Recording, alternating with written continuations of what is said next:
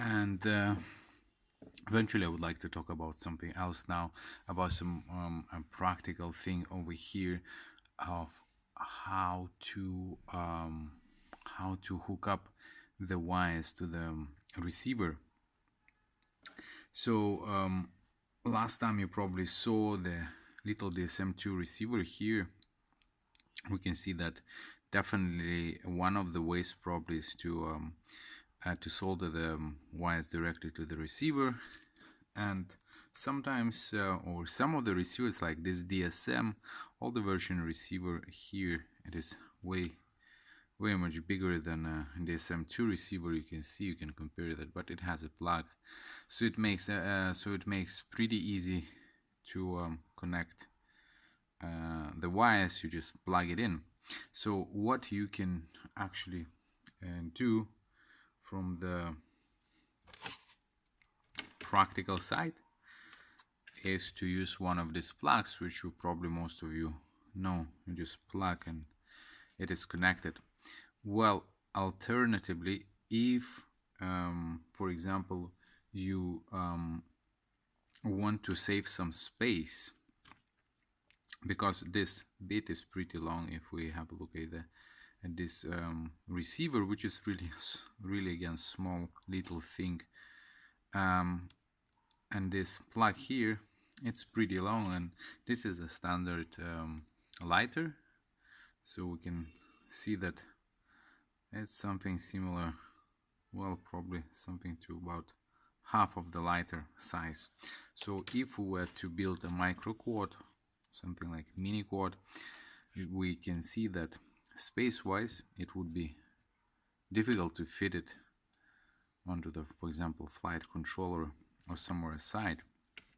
So what we can do, actually, we can remove this plastic plastic bit and get the wires. And how to do that is pretty easy. You can see there are little tiny sort of plastic holders, I would say. And what we can do, we can use something sharp, like this needle, for example, like a pin or needle or anything, and we need just to I don't know if you can see here, try to, yeah, that's enough. And after that, when we move this pin up, it is pretty easy to remove the, you can see that is pretty easy to remove the wire out. So when the wire is out, what we can do, we can use a shrink, and eventually we'll get something like this here. You can see 3 wires separate, shrink around, and now we can plug directly to the flight controller on the pins, the wires, using separate pins. So that's another way, and sometimes it is a bit more maybe practical, because it's sort of either more flexible in some places here and there, and it makes all the you know, this bit makes a little bit shorter than having the standard plug in. So this is another way what I sometimes do, and it works not bad for me. Obviously it will not reduce lots of weight. This little thing, plastic thing, weighs just probably half of the gram, or maybe less than half of the gram.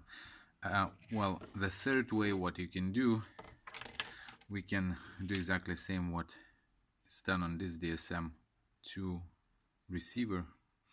We can unsolder the pins, and you can see how to do that. I did it in video. I think it was part 1 of building that micro drone, the brush drone. Part 1, I do unsolder and solder the wires directly to the flight controller, and this is what you would get.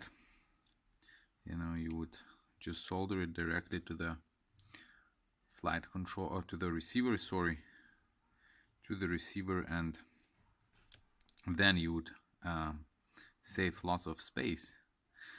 And obviously you would be able to cut a little bit of the weight. I think you would cut something like 0.5 grams or something, but if you're building really a small tiny drone, a barrage drone, well, each gram, each half of the gram counts.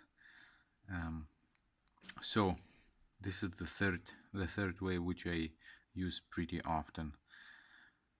Yeah, so that's it for this video here. I do really hope that this little advice will help some of you, will give you some ideas how to hook up wires to the receivers. Do you have any questions, please ask, comment, and I'll try to make any other videos.